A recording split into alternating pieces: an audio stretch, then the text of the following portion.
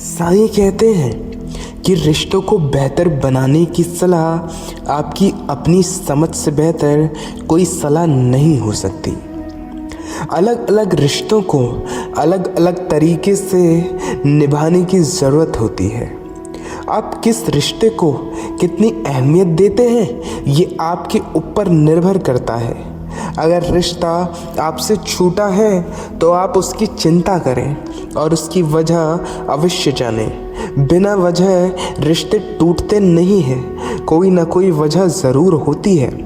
और रिश्ते बहुत नाजुक रेशम के धागे से भी कमज़ोर होते हैं, जो किसी भेदभाव या छोटी सी गलत फहमी से भी टूट सकते हैं। तो बेहतर होगा आप अपने रिश्तों को बेहतर बनाने के लिए उचित ऊर्जा दें और मान सम्मान दें। ज़रूरत से ज़्यादा और ज़रूरत से कम अहमियत देने पर भी रिश्तों पर फ़र्क पड़ सकता है। सोचें, समझें और फिर फैसला लें। जब भी झगड़े की स्थिति आए तो अपने घर में एक नियम बना लीजिए कि जब तक एक व्यक्ति की बात खत्म नहीं होगी तब तक दूसरा व्यक्ति नहीं बोलेगा। एक दूसरे को समझने के लिए पूरा समय दीजिए। ज़्यादा कोशिश समझाने की नहीं, दूसरे को समझने की कीजिए। निसंकोच अपनी प्रकृति और स्वभाव के बारे में बात कीजिए। नहीं तो कोई लोग प्रकृति से प्यार करते हैं और कई लोग भौतिक यानी सुखों से प्यार करते हैं। दोनों में तालमेल बैठना बहुत मुश्किल काम है। धैर्य और एक दूसरे को समझना ही हल है। इस संसार में हल लड़ाई का जन्म विचारों से ही होता है और विचार इतने महत्वपूर्ण नहीं होते कि आप लड़ाई करें। इस बात को आप चित्त में बिठा लीजिए। साईं कहते हैं कि इस समाज में किसी न किसी के साथ रिश्ता ज़रूर होता है। प्रत्येक रिश्ते की एक गरिमा होती है जिसको निभाना ज़रूरी होता है। समस्या वहाँ आ जाती है जब हम रिश्ते की गरिमा को पार करके अपने स्वार्थ के लिए सोचते हैं।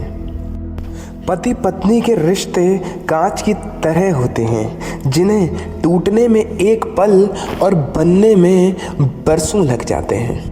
रिश्ते को बेहतर बनाने का तरीका, कोई रूठे तो उसे मनाना सीखो। रिश्ते तो मिलते हैं नसीब से, बस उन्हें खूबसूरती से निभाना सीखो। ऐसे में आज हम आपको रिश्तों को बेहतर बनाने के तरीके बताएंगे जिससे आप अपने रिश्ते में हमेशा नयापन बरकरार रख सकेंगे। रिश्ते में सबसे बड़ी चीज़ है भरोसा। एक दूसरे पर भरोसा करना रिश्ते का पहला कदम होता है। एक दूसरे की अहमियत को पहचानना। अक्सर ऐसा होता है कि झूठे स्वाभिमान के चलते हम अपने साथी की अहमियत को पहचान ही नहीं पाते। हम उससे भरोसे की उम्मीद तो करते हैं पर उस पर भरोसा नहीं करते।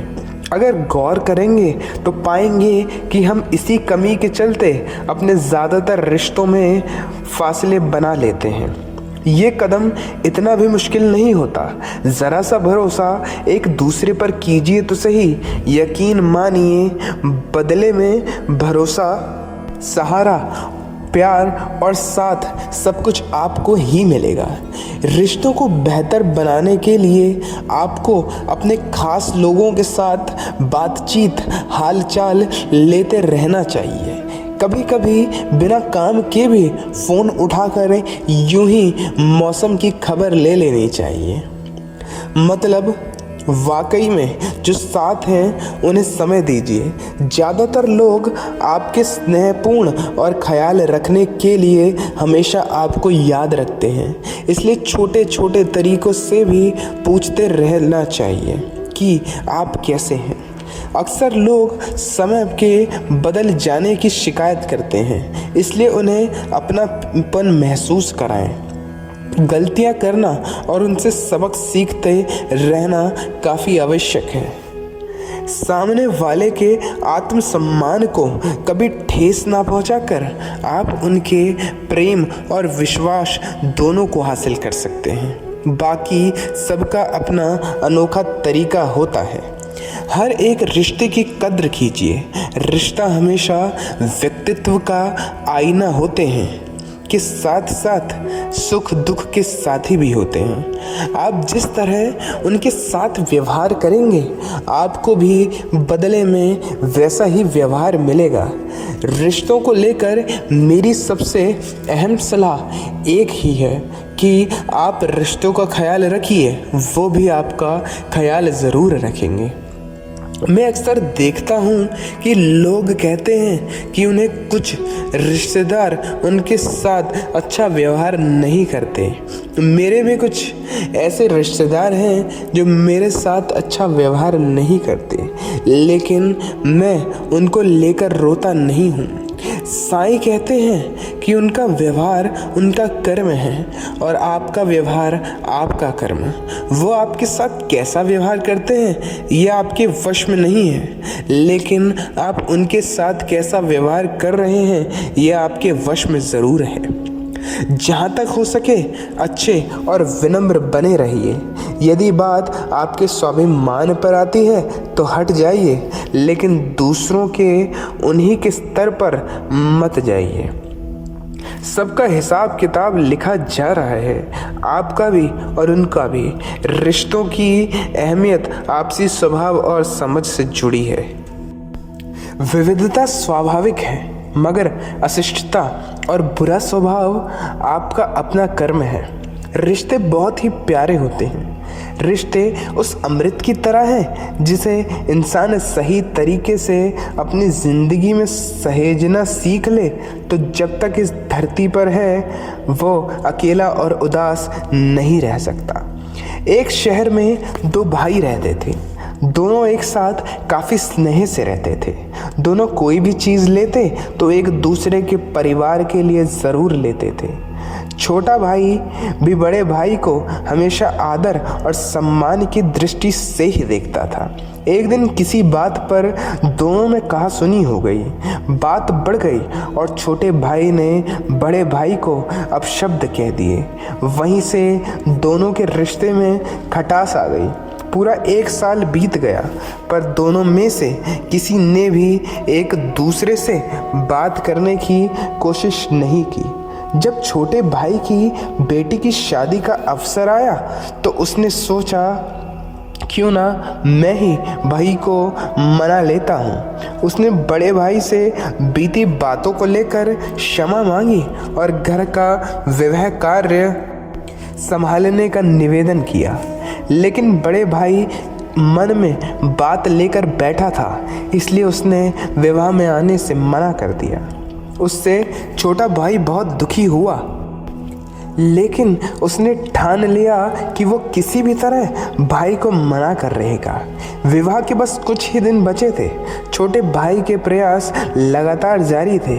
एक दिन एक रिश्तेदार ने उसे बताया कि तुम्हारा बड़ा भाई रोज़ एक महाराज जी के पास सत्संग सुनने जाता है और उनकी सारी बातें मानता है। इसके बाद छोटा भाई उस संत के पास गया और पिछली सारी बातें उन्हें बताकर क्षमा याचना कर अपना पश्चाताप व्यक्त किया। वो संत से निवेदन करता है कि आप मेरी बेटी की शादी में मेरे बड़े भाई को आने के लिए राज़ी कर दें। अगले दिन जब बड़ा भाई संत के पास जाता है तो संत उससे पूछता है कि तुम्हारे छोटे भाई के घर में कन्या का विवाह होने वाला है, तुम उसका काम संभाल भी रहे हो या नहीं। उसने जवाब दिया, मैं तो विवाह में सम्मिलित ही नहीं हूँ। कुछ वर्ष पूर्व मेरे भाई ने मुझे कड़वे शब्द कहे थे जो आज भी मेरे हृदय में कांटे की तरह चुभ रहे हैं। संत ने कहा, सत्संग के बाद मुझे ज़रा मिलकर जाना। सत्संग खत्म होने के बाद जब बड़ा भाई संत के पास पहुंचा तो उन्होंने पूछा, पिछले रविवार जो मैंने प्रवचन दिया था उसमें क्या कहा था। काफ़ी देर तक सोचने के बाद वो हाथ जोड़कर बोला, माफ़ी चाहता हूँ। मुझे कुछ याद नहीं आ रहा। संत ने कहा, देखो मेरी बताई गई अच्छी बातें तो तुम्हें 8 दिन भी याद नहीं रही, और छोटे भाई की कड़वे बोल जो उसने 1 वर्ष पहले कहे थे वो तुम्हें अभी तक हृदय में चुभ रहे हैं। जब तक तुम अच्छी बातों को याद नहीं रख सकते तो उन्हें जीवन में कैसे उतारोगे? अगर जीवन में अच्छी बातों को नहीं उतारा तो सत्संग में आने का लाभ ही क्या? इसलिए यहाँ मत आया करो। यह सुनकर बड़े भाई की आंखें खुली।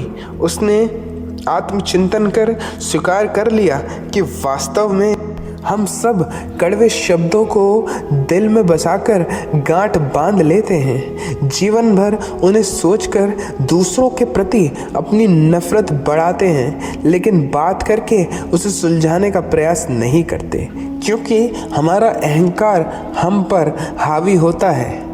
इसके बाद उसने संत से अपने भूल की क्षमा मांगी और अपने छोटे भाई को भी माफ़ कर दिया। इसलिए सभी से स्नेह का भाव रखें और कोई भी समस्या को उसे आप पर बात करके सुलझाने का प्रयास करें। दोस्तों, आशा करता हूँ कि आपने इस वीडियो से बहुत कुछ सीखा होगा, जिसे आप अपने जीवन में ज़रूर इस्तेमाल करेंगे। मिलता हूँ आपसे अगली वीडियो में, तब तक के लिए धन्यवाद।